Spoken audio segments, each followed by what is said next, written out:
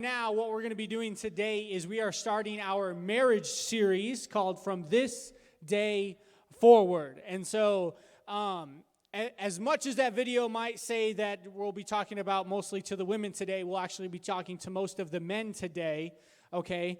But ladies, don't be too hard on them, okay? All right? Because they do want to help you, okay? Especially if you have a nail in your head, okay? All right? But that's just a funny skit about how it goes sometimes. So for those of you guys who aren't married, you can take advice from that. Sometimes they do need your help. Other times, they just want you to listen.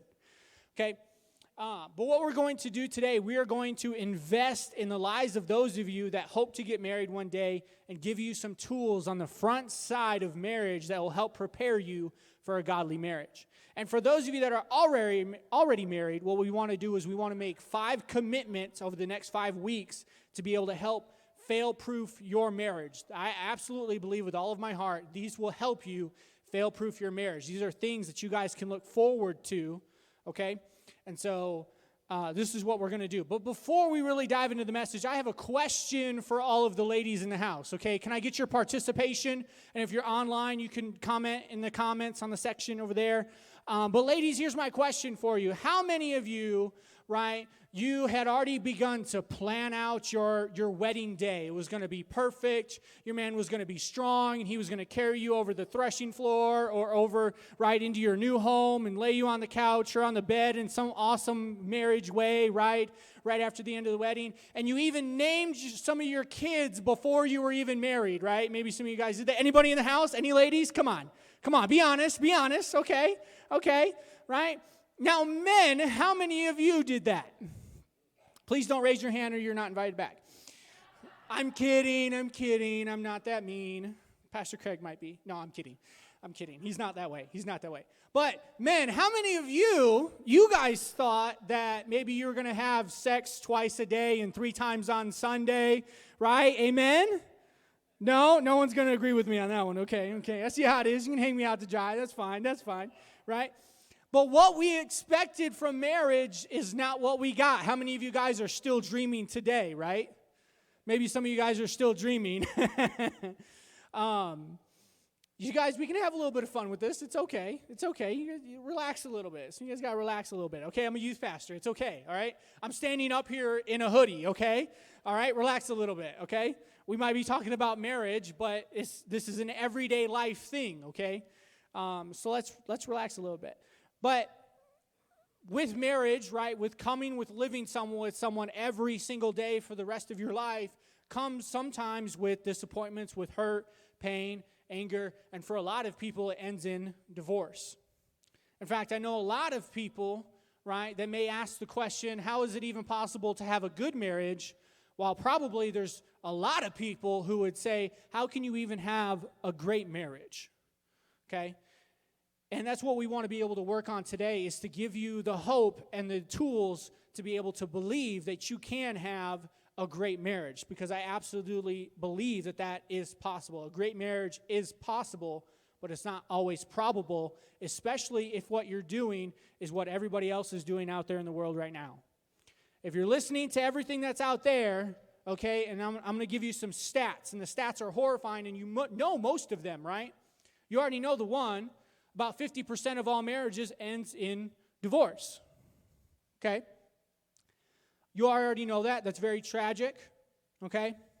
But even the younger that you are, okay, you're less likely for your marriage to make it. Out of that 50% that do make it, it is very common, okay, that most of them are very miserable in their marriage, and they're sticking it out for their kids. There's no intimacy. There's no love. There's nothing going on. There's no spark. There's no passion. There's no feeling. There's no love. And so the chances for those of you guys that are not currently married, right, your chances of succeeding are very, very low, okay? Very low right now. And if I told you, okay, let's put it in this perspective for you. If I told you that if you eat whatever kind of cereal that you eat or the breakfast that you have right now that you eat every single morning, it is likely you have 50% odds of getting cancer. Would you still eat the same cereal? Right? Many of you guys would say no. Okay? If I told you that all of your investments, all of your money that's in a bank account, tomorrow you have a 50% chance that all of it will disappear, what would you do?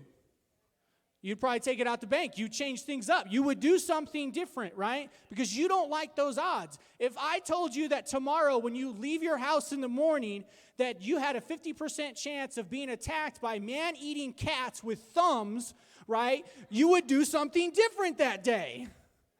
Because you don't like those odds. Those odds are not fair. Those odds are not good enough. They're not good enough. So why do we keep letting our marriages have the same odds? Why do we keep doing the same thing and what the world keeps telling us to do and that this is what fixes it, but yet the marriage rates have never changed? I've been hearing the 50% since I was like a child. That's how long that stat has been out there. Nothing's changed in the last 20 to 30 years in marriages. Nothing's changed. So we've got to change it. We've got to figure out what's not working. But I'm going to tell you something that is working, and that's what we're going to get into. And what's so crazy about all of this when it comes to marriage, right? In order for you to get a license, you have to take a test, right? So that way you can drive to keep people safe. But yet it only costs you $30 to go get a marriage license. No class, no info, nothing for you, right? But if you want to deny them on something else that they don't like, well, now you've got to watch videos. You've got to do this in order to be able to sign up for that and get out of this and get out of that. Because they believe that what they have done, what they have set up is correct. And unfortunately, what the culture is telling us today is it's not always correct. Now, many of you, for at least of those of you that are currently married, right, you guys probably said something at the altar like Kendra and I did, right? I said, I, Zach, take you, Kendra, to be my wife, to have and to hold. If you know the next line, you can say it aloud. To have and to hold from this day forward, right? From this day forward. It doesn't matter what's happened in the past. It doesn't matter what struggles you've had, what problems you had from before, right? What you did in your past. From that moment, when I said that with Kendra, it doesn't matter how much I had messed up or how much she had messed up. It was from this day forward, we're going to be better. We're going to be together. In sickness and in health, till death do us part. We'll forsake all others, is the way that it used to go, right? We will forsake all others. Okay? And I love that because it's a commitment. But there's one last other part that a lot of people you may not hear anymore today, and it's at the end of that, and it's, so help me God. Okay? Now, a lot of people do it as like a declaration, so help me God. It should be more of a request, like, so help me God, because I need some help in this, because I'm not perfect, and we need to be able to do this. And so that's what we need. So we're going to do 5 commitments over the next 5 weeks. And the first one that we're going to be doing today, the first thing that we're focusing on for today is seeking God. That's the first commitment we're going to make. We're going to seek God. Right? The next week, we're going to fight fair. Okay? Some of you need to learn to fight fair. Okay? Week 3, we're going to have fun. Okay? Some of you guys need to have fun. That's the one that Pastor Craig should have let me preach. I'm kidding. 4th week, we're going to stay pure, okay? And week number 5 is we never give up, okay? We never give up. Now, what I want you guys to do is I want you guys to be able to help internalize these, to memorize these. We're going to say these aloud together. If you want to go to the next slide for me, this is what I want you guys to say with me. Now, say it with me, okay? Seek God. We are going to fight fair. We're going to have fun. We are going to stay pure. And we are going to never give up. Come on, let's do it louder. Come on, do it with me. Seek God. Hold on, they skipped a slide on me. Stay on the same slide, please.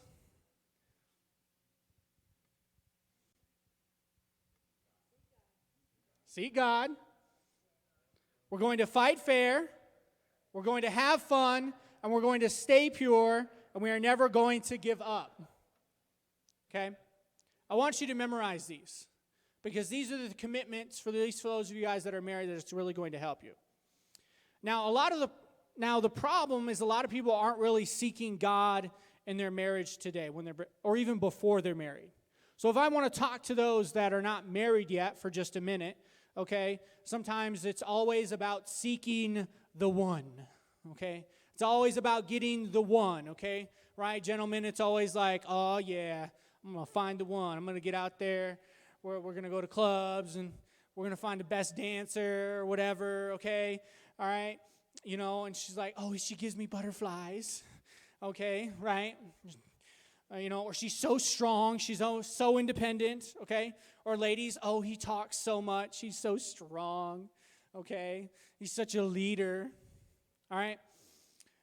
That's not always how it goes, and what I want for you guys today, for those of you guys that are not married, is I want you to not seek the one, okay? I don't want you to seek a person, a spouse, a girlfriend, or a boyfriend. What I want you to be able to do is I want you to seek God.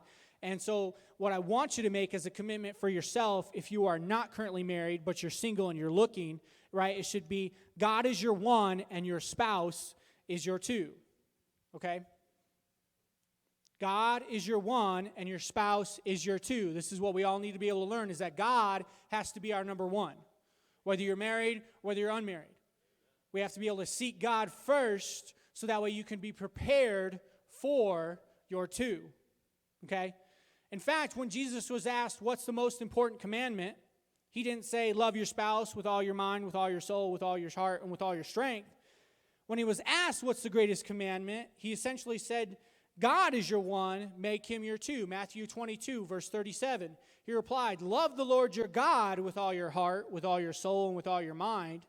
He said, this is the first and greatest commandment, and the second is like it. Love your neighbor as yourself. God is your one, and your spouse is your two.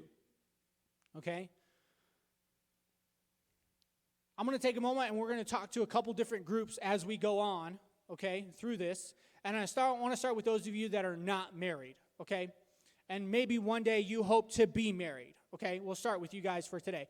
So what I want you guys to begin to do is I will seek the one while preparing for my two, okay? This is what I want you to be able to do. For those of you guys who are interested in getting married, guys, girls, whoever it is, okay, you need to seek God first and be prepared for your two, so that way God can give you one, okay? What we're going to do is when we're not married, above anything else, we want to honor God. Right? We want to love God, we want to seek God, we want to please God, we want to know God, we want to live by God's Spirit, right? We want all of our lives to bring glory to God. Okay?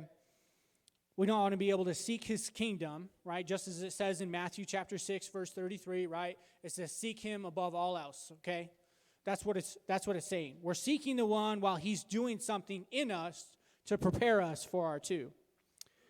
The challenge is so often in our culture today is that a lot of people think that they can just kind of, well, we can deal with church later. We can handle the spiritual business later. I'll just find the right person for me. I'll find my one before I have to look for the actual one. Before I actually seek God, I'm just going to go ahead and find me a spouse. I'm going to find someone who's good enough. I'm going to go to the clubs. I'm going to go party. I'm going to go to all the school events. I'm going to go to every single event that they have within the community. Okay, and I'm going to find that person, and we'll deal with church in that later. Okay? The problem is that like attracts like. Andy Stanley, he's a pastor, and he shares a great illustration and a story about a young girl who was at the time a very committed Christian, and she went off to college, and she fell into some peer pressure that unfortunately happens all too often, okay? And she started to go to parties, and she got into alcohol, she got into drugs, and next thing you know, she started going from guy to guy to guy to guy to guy, okay? And in the back of her mind, she's like, but I still believe in God. It's okay. I'll get back on track later. And she always had this dream of having this super godly man who was a leader, who was great, who was perfect, strong, smart, educated, okay? All of those things. And one day after college and everything, she goes back home and she's back at her mom's church, and she goes to church and she finds the one, okay? There he is. All godly, strong, leader, great career, all of the things she's looked for, okay? And she tells her mom, and she's like, Mom, I met this guy. He's everything. He's so great. He gives me butterflies. I love it, okay? And she's like, I think I'm going to go and make myself available to him, okay? And this is what the mom says very lovingly. She says, well, sweetheart, what you need to know is that a guy like that is not looking for a girl like you. Some of you guys might have a little bit of a gut reaction right there, whether you're a guy or whether you're a girl, because unfortunately, like I said earlier, like attracts like. And so if you put yourself in a bad position, someone who's in a different position isn't generally going to find you, unfortunately, attractive. If he's looking for someone who's a godly woman, but she's not, but that's what she wanted, like doesn't attract like, right? I'll be very honest with you. When I first met Kendra, I thought she was crazy, okay? I thought she was weird. I didn't like her from the get-go, okay? She had crazy hair. She was blonde at one point. I was like, what's wrong with you, okay? I'm just saying, your natural hair color is way better, ladies, okay? Personally speaking. But I didn't. She had some issues, and I was like, I'm good. I know I've got my issues, but I'm working on mine. Okay, I don't need none of that right now. Don't want none of it. And it wasn't until one day that Kendra broke through some of her issues with God. Okay, and some issues that she was having, and I watched the breakthrough happen, and it was like all of a sudden, in the midst of my eyes, this person just transformed in front of me. She became a whole new person. Okay? She got over some of her issues and other things, and I was just like, dang, girl, you look good. Okay? Because she worked on herself. She stopped trying to date people and try and find this perfect person, and instead she found God. And I liked that. I was good with that. I was like, we can do this.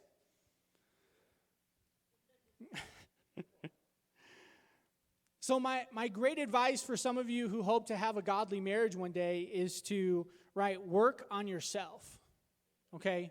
Prepare yourself for your two, okay? That's what we need to be able to do. That's what we need right now, because 50-50 odds is not good enough. And I'm telling you, if you will seek God, He will bring your two to you, okay? He will do that for you. Nothing you have to be able to do, okay? You need to be able to put that in God's hands. You need to take your hands off of it because, man, sometimes our hands are terrible at what they need to be able to do, okay? Now, for those of you guys who are married, we're going to address you guys, okay? This is what I want your guys' commitment is I will always seek the one with my two, okay? I will always seek the one with my two, right? We're married. We're going to always seek the one with our two, okay? That's what I want you to be able to do, is we need to be able to seek the one with our spouse. That's the only way it's going to happen. Why is this important, Pastor Zach? Well, I'll give you a great reason why this is important, okay? Because life is hard, okay? Life has struggles, okay? And when you've got the butterflies and you've got your honeymoon phase, as many people call it, okay? After that ends, people always say, well, that's when the fights start, okay? Once you get past that 3 to 6 year span, that's when the fights start, okay? So what happens is, as guys, we're like, oh, she's so great, she's organized, she does everything she needs to, and then all of a sudden we go to start to demonize them. She's a control freak, she's crazy, she won't let me do anything, I can't, she nags, right? And then the other side, the ladies usually like, well, he's so great, he talks, he's such a leader, next thing you know, he's a bump on a log, he's lazy, he can't get things done on time, all he does is play video games all day, okay? Idolize to demonize. I see this happen, and it's happened a lot. You'll see it sometimes in just dating relationships, right? So how do we seek God together, okay? How do we do that? That might be a question that you have, and there's some practical ways for you to be able to do that. But I believe the best thing for you to be able to do, okay, and we're going to kind of unpack this for a little bit. So it's not just going to be a straightforward answer, okay, because each of us are different. Each of us look at the world differently. We think differently. We do things differently. And so you've got to be able to apply this to yourself, okay? I'm giving you guys a little bit of homework, all right? But I believe the biggest thing that you need to be able to do right now is in your habits.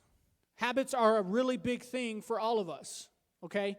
Now, you have some habits that are your keystone habits, okay? These are the things that can trigger positive disciplines or negative disciplines, okay? And I've got one myself, okay? And I know it very, very well because I recognized it long ago when I was in high school. And it's, for me, it's to stop complaining.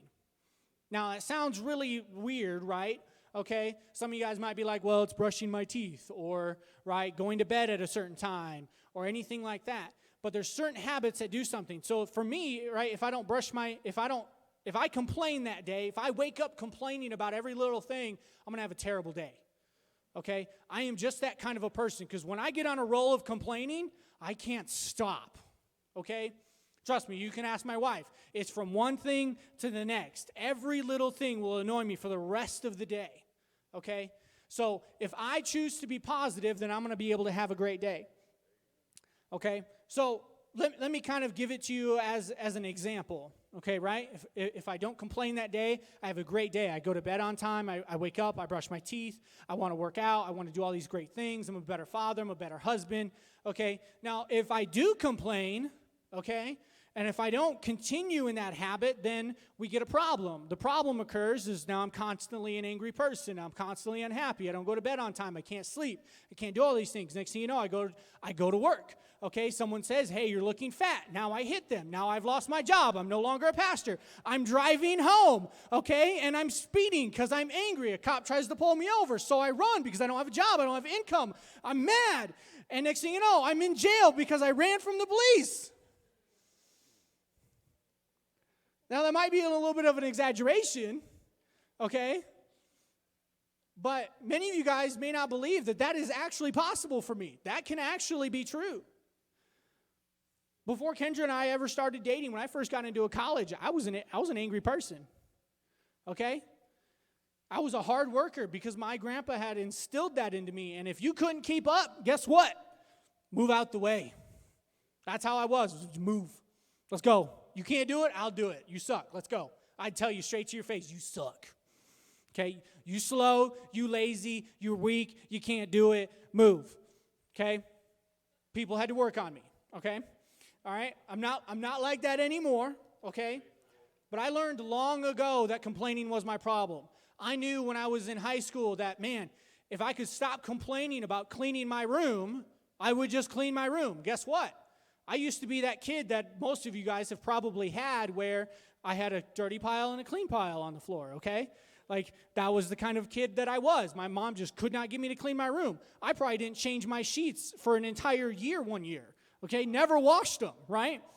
I slept in jeans and I wore them the next day, okay? I was that kind of a kid. When I finally stopped complaining, okay, let me tell you, I cleaned my room. I did laundry. I vacuumed it. I did all of the right things. I started sleeping in pajamas for like the first time in like 10 years.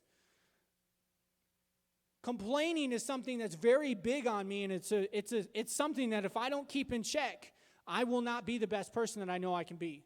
I will not be the best father. I will not be the best husband.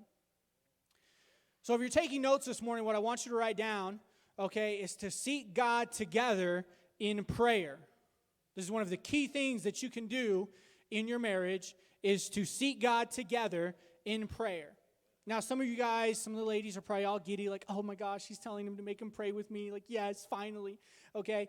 And some of you guys are probably like, oh, darn it.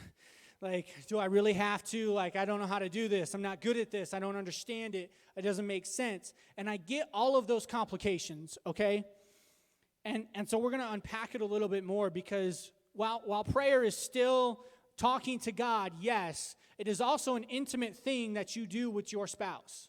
When you grab hands, right, with your spouse and you plead to the Heavenly Father that brought you guys together and you say, we want to have a better day together. We want to be positive today. I want you to strengthen us today. It is an intimate moment that happens.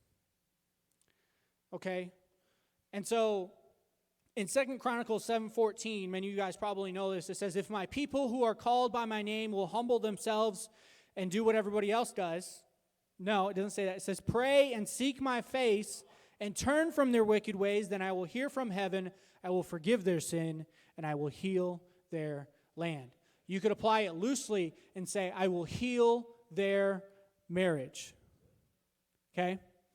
If you can come together, if you are having a hard time in your marriage, and if you can just pray together, even just something so simple, and say, Lord, I just want to have a better day today. Help us not fight today, right? Help us not argue today. Help us agree today by your love that you have given us. It can be that simple. Lord, bless us today. Amen. Start there. I have a video that I want you guys to see from Pastor Craig and Amy Grishel, and they talk about how prayer has impacted their marriage. Go ahead and play the video. So, Amy, what are some of the ways that we've learned to pray together as a couple? We've prayed together all different kinds of ways, and I like that. I like that it hasn't been just so routine, because that's, to me, kept it fresh and authentic, and shows that we care about each other and our love for God. We used to pray together in restaurants when we were dating and first married over the meal, but our prayer would go for 10 minutes or more. But over the years, our lifestyles changed, where we've had babies and seminary and gotten just those really tired days, and we don't always pray together, but I think we've consistently prayed for one another. We always ask each other how we can pray for one another, and I always pray for you, and you always pray for me, and that, to me, is part of praying together. So what would you say it does for our marriage when we're consistently praying together? I think it makes our marriage stronger, makes us get along and feel close to one another. It makes us feel, close to God together, which is really special. So if a couple is just learning to pray, maybe they've never done it before, what's some very practical advice to help them develop a prayer relationship? First of all, that they can do it, and they shouldn't feel intimidated, and just make it a natural part by just starting. It just takes sometimes just starting. Some simple things you can do is you could write out a prayer that's sort of an encouragement. You could text that or email that prayer. But I think praying out loud together is great, and it can just be short and sweet, just praying together before you leave the house for the day, praying before a meal. And I just don't think it has to be routine. It doesn't have to be, if we don't do this, we're not good Christians. We don't want to put any guilt or legalism to it.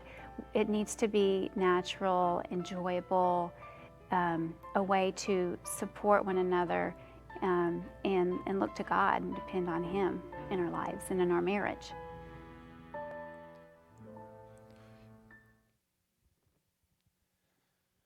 I really like the video because it shows so many different things. And I get it that there's a lot of different complications for some of you guys maybe in this room. Maybe some of you, right, are where maybe one of your spouses is not living for Jesus. They're not a Christian. They don't know Him. They don't know God.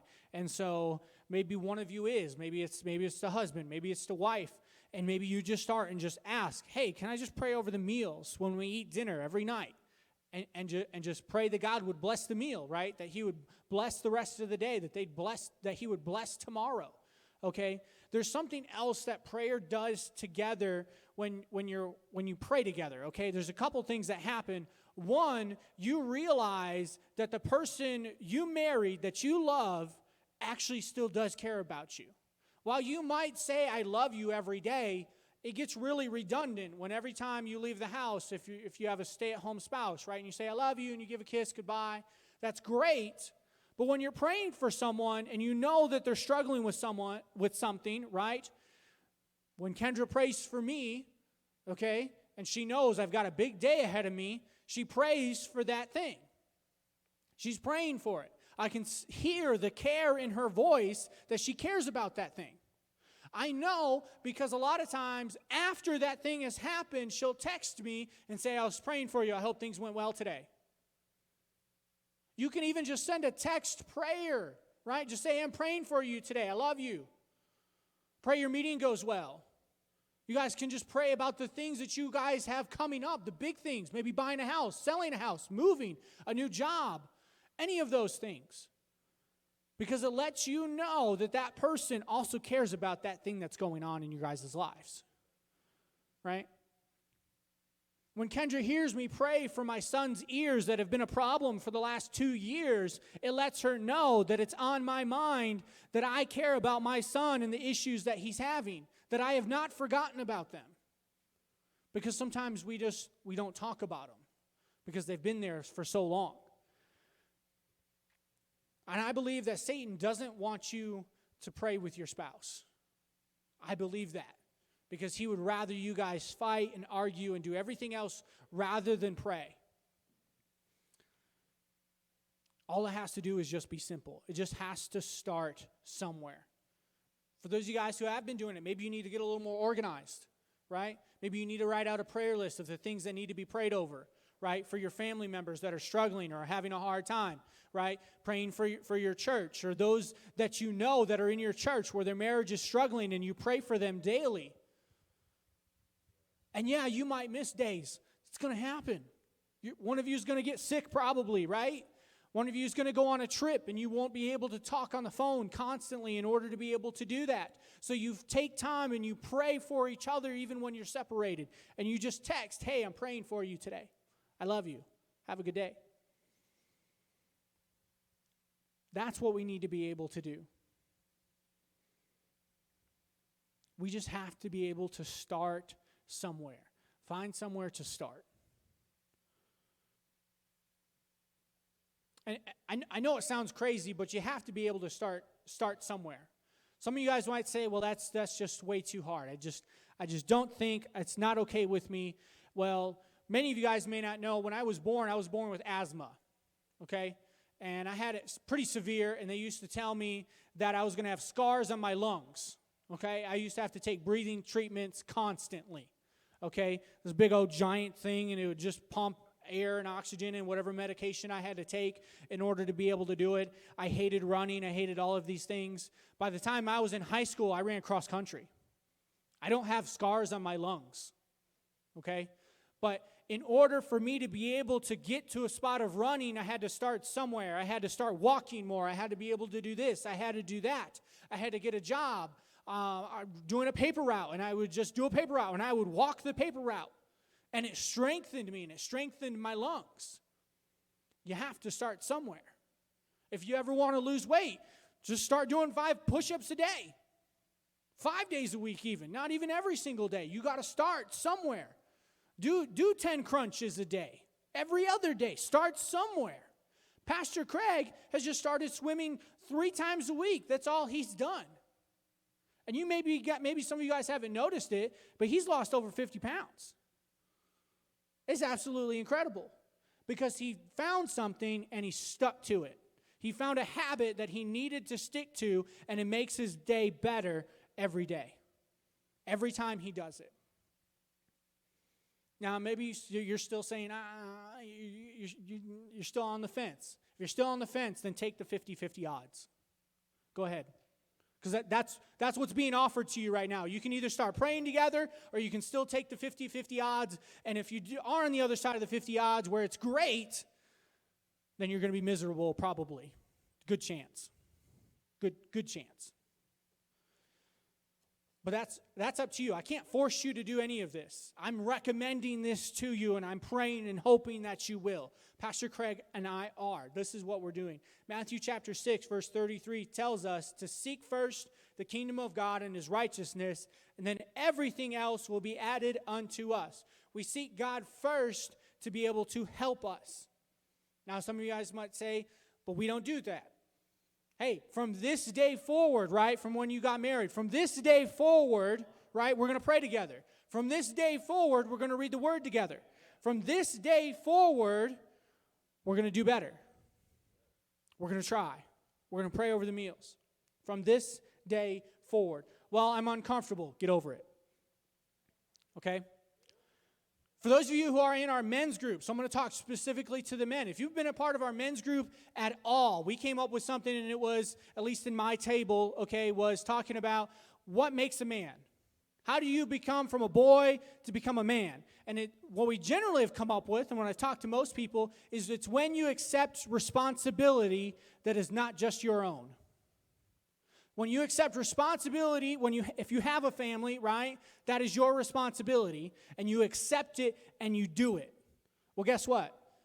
Be a man. It's time to step up, and it's time to accept the responsibility that you were given, that you have to be able to do this. I accepted that long ago when I first went to college. I made some dumb mistakes before I did and all these other problems, and I realized I made those mistakes. They were on me.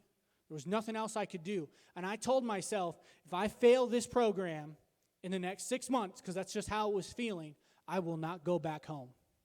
I accept the responsibility. I will live out of my car if I have to. I am not going home. I did not leave myself a get-out-of-jail-free card or anything like that. I said, this is on me. I'm accepting the responsibility, and I'm going to do it. And men, it's time to accept the responsibility and pray for your family if you're not.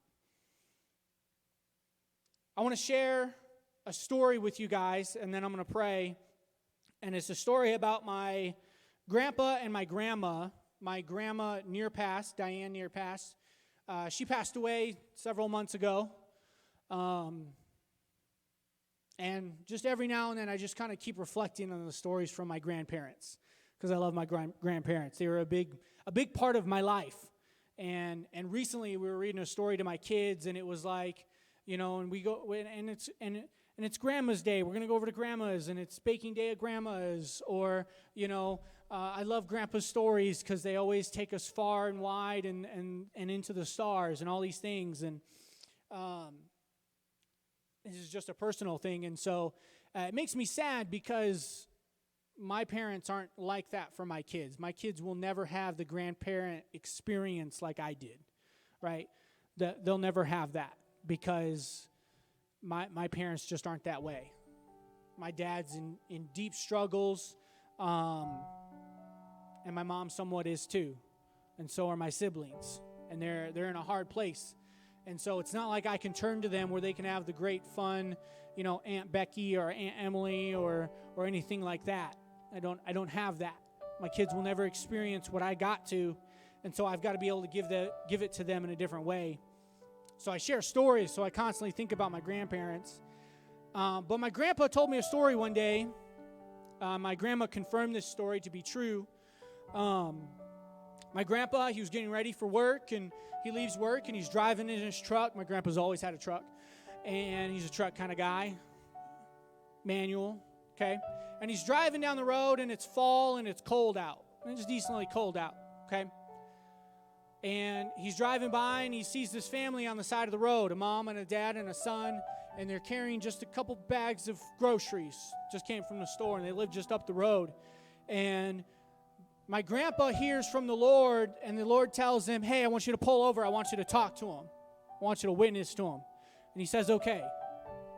My grandpa never shied away from doing anything that the Lord told him to do. And so he did. He pulled out in front of them, and he got out the car, and he greeted them, and he said, hi, hello, and he heard their story, and they lived just over there, and they didn't need a ride or anything. And so he witnessed to them, and he offered to pray with them, and he did. And just before he's ending the prayer, my grandpa hears from the Lord again, and the Lord tells him, I want you to give him $50. He's like, I know I don't have $50 in my wallet, but I'll check. Pulled out his wallet, no cash. And then he hears from God again, and he says, check your coat pocket. He reaches into his coat pocket, and he pulls out 2 20s and a 10. And he hands it to him. And my grandpa's all super excited. He's like, would you just put money in my pocket? Like, how'd you do that? Like, that's incredible. Like, what? Okay, my grandpa's like over the hill at this point, okay? Right? He goes to work. He does his thing. He comes home, and he tells my grandma the story of what happened and what God had him do. And she says, well, that's not exactly how it went. And my grandpa is confused, and he's like, well, what do you mean? And she says, while you were getting dressed that morning, the Lord told me to put that money in your coat pocket.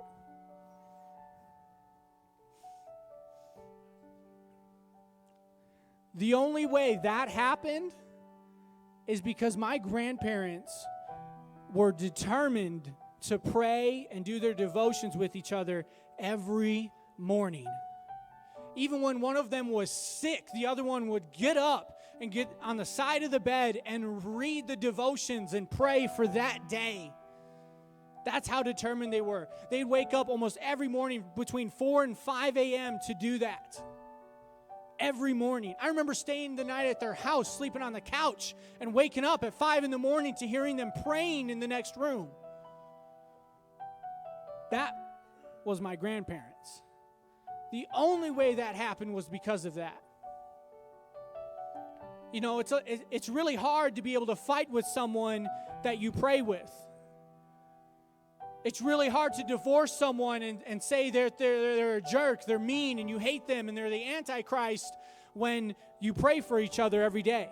When God's doing things like that in your marriage, and you're both listening to God, and you're making something incredible happen that you can't even foresee what's going to happen, and help another person out, help another family out, because you both heard from the Lord the way you were supposed to. When we seek God together, He can do great things. It's only together can we do that. There's just never stop seeking the one.